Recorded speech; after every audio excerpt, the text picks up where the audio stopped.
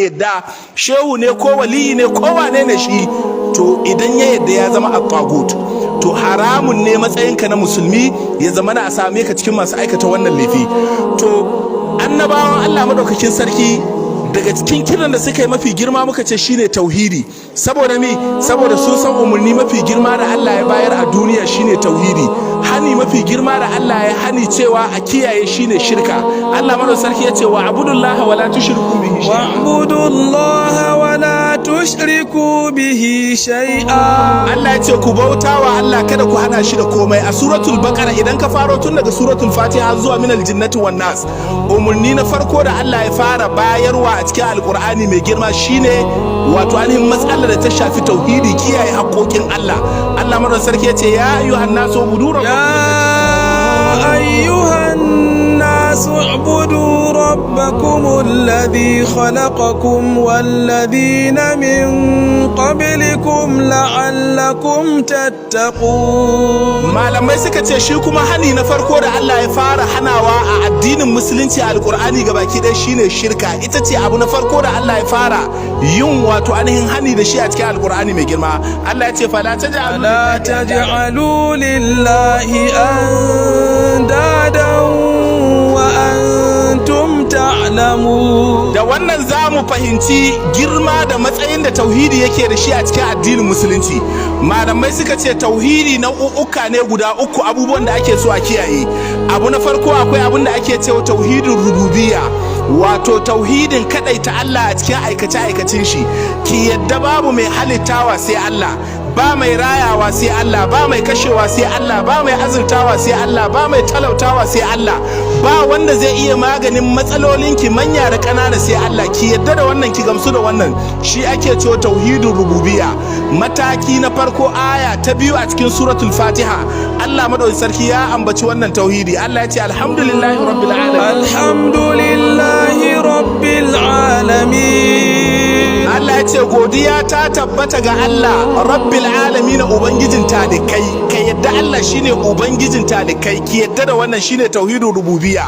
Tauhidi na biyu shine ake cewa tauhidin uluhiyya, kadaita Allah da ibada, kadaita Allah da bauta, kadaita Allah da roƙo, kadaita Allah da neman agaji, kadaita Allah wato ainihin wajen ayyukan da ya kadaitu da su. Wannan shi ake cewa tauhidin uluhiyya, shine ma'anar iyyaka na'budu wa iyyaka nasta'in. Iyyaka na'budu wa iyyaka nasta'in. Iyyaka na'budu, kai kadai muke bauta, wa iyyaka nasta'in kuma kai kadai muke neman agajin sa. Wannan shi ake cewa tauhidin uluhiyya.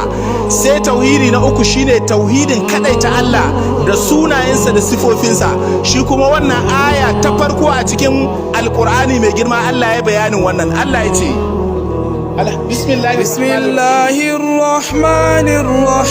Bismillahirrahmanirrahim. Bismillahi, da sunan Allah ar-Rahman, mai rahama. Ki yadda Allah mai rahama ne, ki yadda wannan sifa ce ta Allah. Ar-Rahim, mai jin kai, ki yadda Allah mai jin kai ne. A cikin sifofin Allah akwai wato ainihin nau'uka ne guda biyu. Akwai sifar da ake cewa as-sifatul zatiyya, akwai sifofin da ake cewa as-sifatul fi'liyya. Sifatul zatiyya na Allah sune sifofin da Allah baya rabuwa da su, kamar mi, kamar rayuwa da Allah ya ce Allahu la ilaha illa huwa. Allahu la ilaha illa huwal hayyul qayyum. Daga ciki akwai ji da gani, kamar yadda ya ce laisa kamithlihi shay'un. Laisa kamithlihi shay'un wa huwa as-sami'ul basir. Daga ciki akwai ilimi, inna Allaha ala kulli shay'in. Inna Allaha bi kulli shay'in alim. Daga ciki akwai iko na gaba da inna Allaha ala kulli shay'in. Inna Allaha ala kulli shay'in qadir. Daga ciki akwai jibintan lamarin bayi, wallahu waliyu. Allahu waliyul ladina amanu yukhrijuhum min adh-dhulumati ila an-nur. Waɗannan su ne sifofin Allah waɗanda ake cewa azzatiya. Akwai kuma sifatul fi'iliya waɗanda yake siffantuwa da su lokaci bayan lokaci, kamar yin gafara ga wanda ya so, sai ya so zai gafarta masa, kamar yin azaba ga wanda ya so, sai ya so zai masa azaba. Yu'azzibu man yasha'u, yu'adhibu man yasha yarhamu man yasha. kamar saukowa a saman wannan duniya. Hadisi ingantacce na manzo Allah sallallahu alaihi wasallam ya tabbatar da wannan cewa Allah madawar sarki yana saukowa a farkon dare ko ƙarshen dare, wato ainihin akan wannan duniya ya nemi ina masu bukata, ina masu roƙo a basu. Wannan aikin da yake ya baro daga al'arshinsa zuwa wannan duniya sifa ce wadda take fi'iliya, wato lokaci bayan lokaci yake siffantuwa da ita. To duka ki hada guda biyu ki yadda da su. Allah ya ce yana da hannu, ki yadda da cewa Allah yana da hannu, kamar yadda ya ce innal ladhina yubayi'unaka